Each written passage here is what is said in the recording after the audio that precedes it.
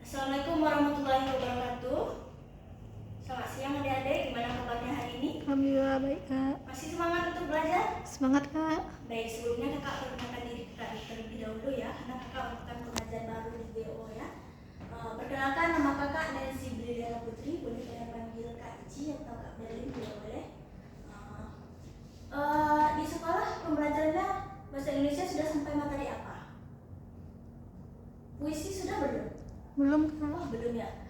Baik, hari ini kita akan mempelajari materi tentang puisi.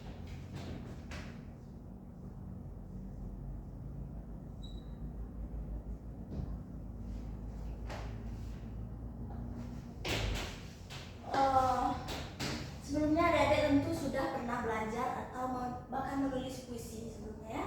Tapi adik-adik sudah tahu belum apa kebermaknaan atau manfaat dari mempelajari puisi ini dalam kehidupan nyata kita. Jika kita kaitkan dengan kehidupan nyata, apakah ada manfaat mempelajari ini menurut adik-adik? Tidak tahu kak. Sebenarnya ada manfaat kita mempelajari puisi ini, yaitu sebagai media untuk mengekspresikan pikiran atau gagasan kita. Contohnya itu seperti mungkin ada pernah melihat aksi demonstrasi dari masyarakat, ya deh. Itu merupakan aksi masyarakat untuk mengungkapkan gagasan mereka, merupakan aksi mereka untuk mengungkapkan kritik sosial mereka dengan cara demonstrasi ya. Nah, puisi ini juga dapat kita jadikan sebagai media untuk menyampaikan gagasan kita selain melakukan aksi seperti demonstrasi tersebut. Ada yang udah tahu pengertian puisi? Belum Ada kak. bisa menyebutkan pengertian puisi tidak? Tidak kak.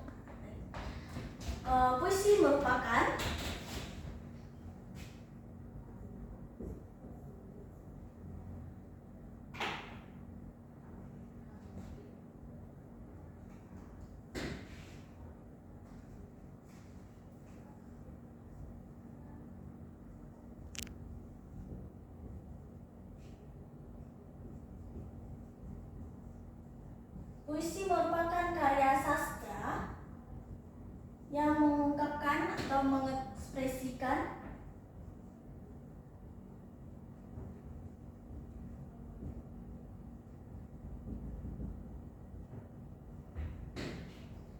gagasan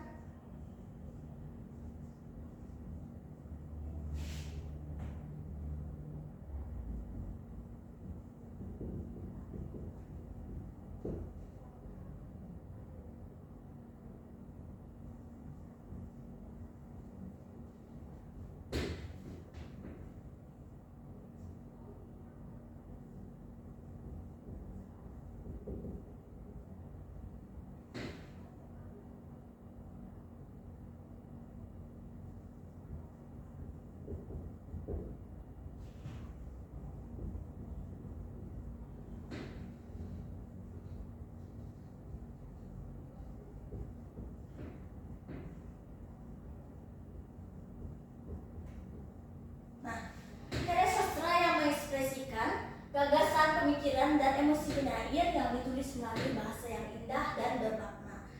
Puisi ini memiliki ciri-ciri agar dapat dikatakan sebuah puisi, yaitu sebagai berikut.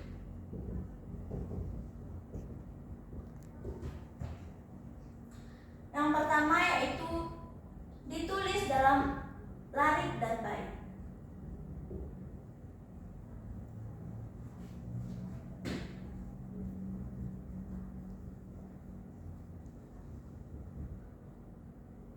Apa itu larik? Ada yang bisa jawab? Ada yang tahu larik nggak? Artinya apa? Enggak kak. Larik merupakan deretan kata yang terdapat pada puisi. Kalau bait ada yang tahu tidak? Ada yang pernah dengar bait? Pernah dengar tapi tidak tahu kak. Bait merupakan kumpulan dari larik ini. Kumpulan yang menyusun sebuah puisi tersebut. Kemudian ciri-ciri yang kedua yaitu menggunakan bahasa yang indah.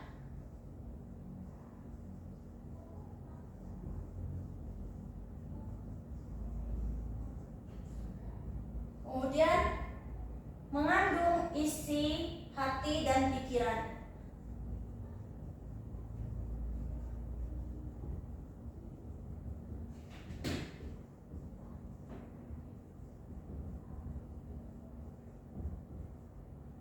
Yang keempat, tentunya memiliki makna.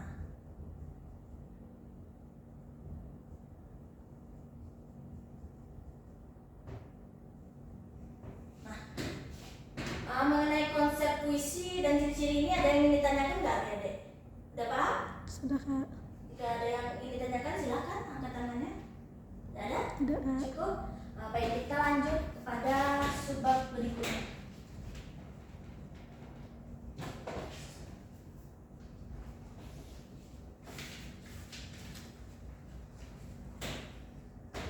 Selanjutnya kita masuk pada unsur-unsur puisi.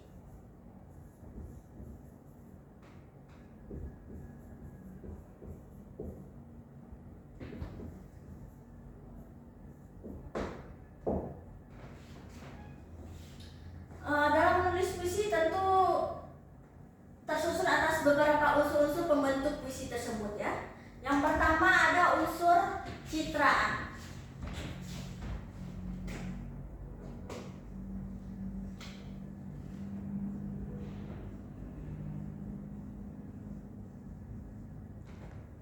Apa itu citraan? Tidak tahu kak. Citraan merupakan susunan kata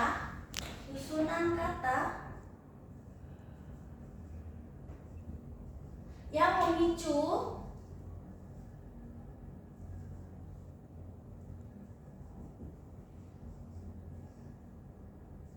pengalaman panca indera.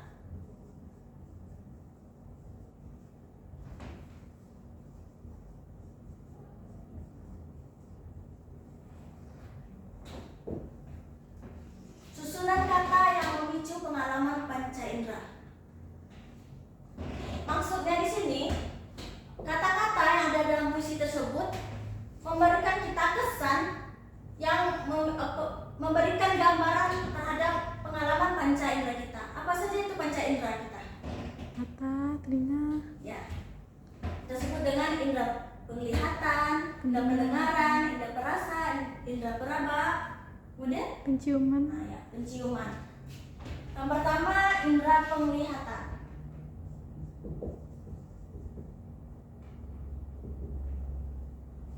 Citraan dalam puisi yang berkaitan dengan penglihatan. Apa contohnya kira-kira? Ada yang bisa kasih contoh tidak? Yang memberikan kesan pengalaman panca indera penglihatan. melihat pemandangan yang indah, Ya, maksudnya di sini yaitu seolah pembaca melihat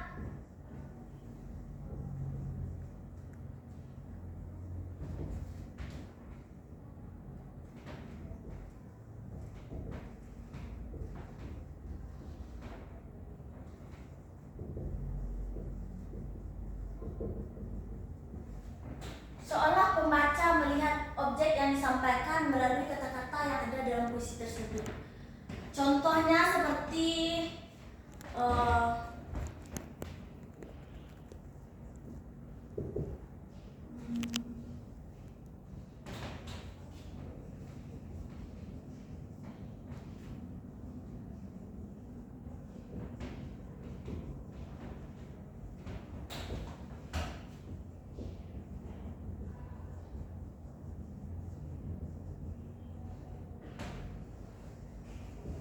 ilalang membentang hijau di sepanjang jalan.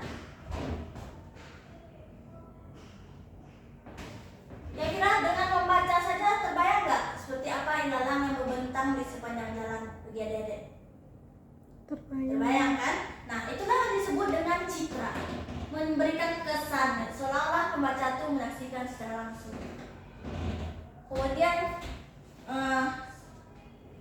indra poraba.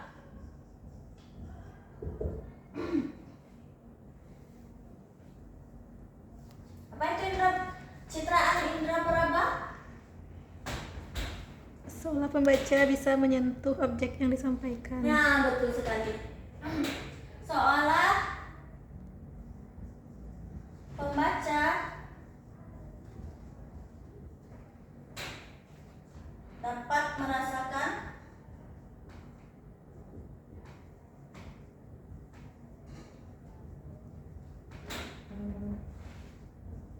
objek yang ada pada puisi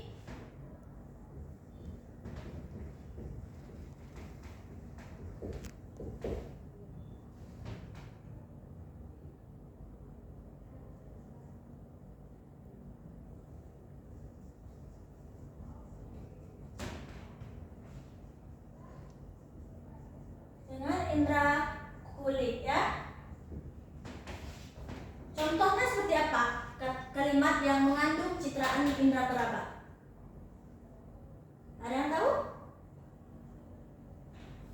Contohnya seperti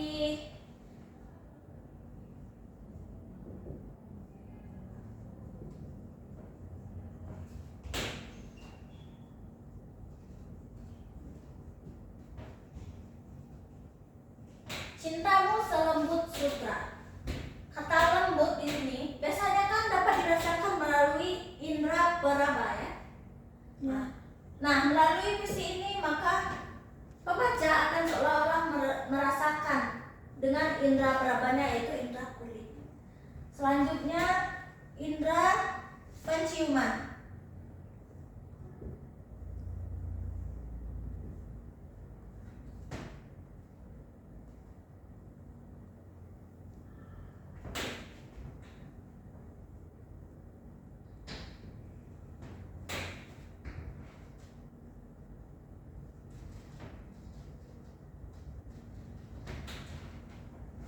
Citraan indera penciuman yaitu pembaca seolah mencium bau tertentu. Contohnya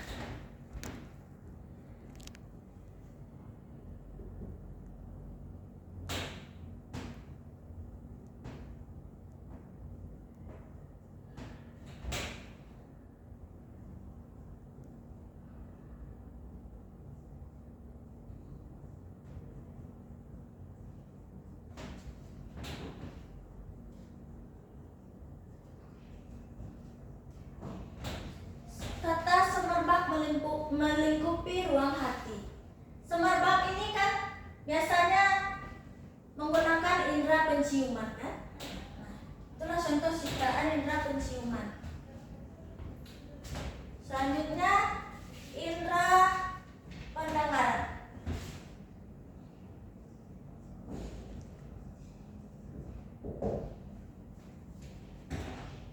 Indera pendengaran yaitu seolah pembaca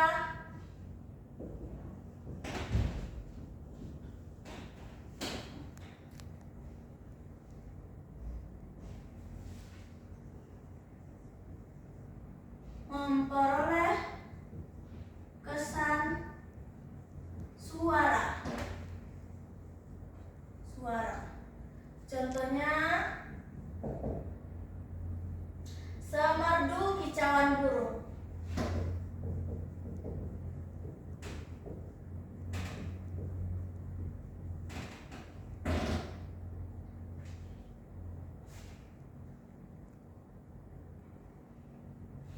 Kata semerdu merupakan kata yang identik dengan pendengaran kan? Berasal dari indera pendengaran. Kemudian indera perasa atau pengecap.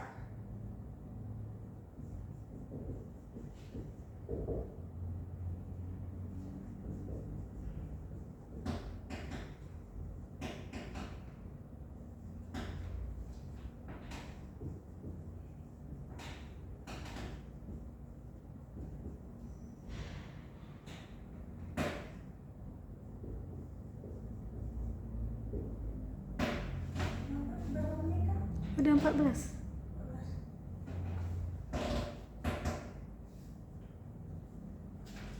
Nah, dari penjelasan Kak ini terkait unsur-unsur puisi, yang pertama citraan ya. Citraan merupakan susunan kata yang memicu pengalaman panca indera kita.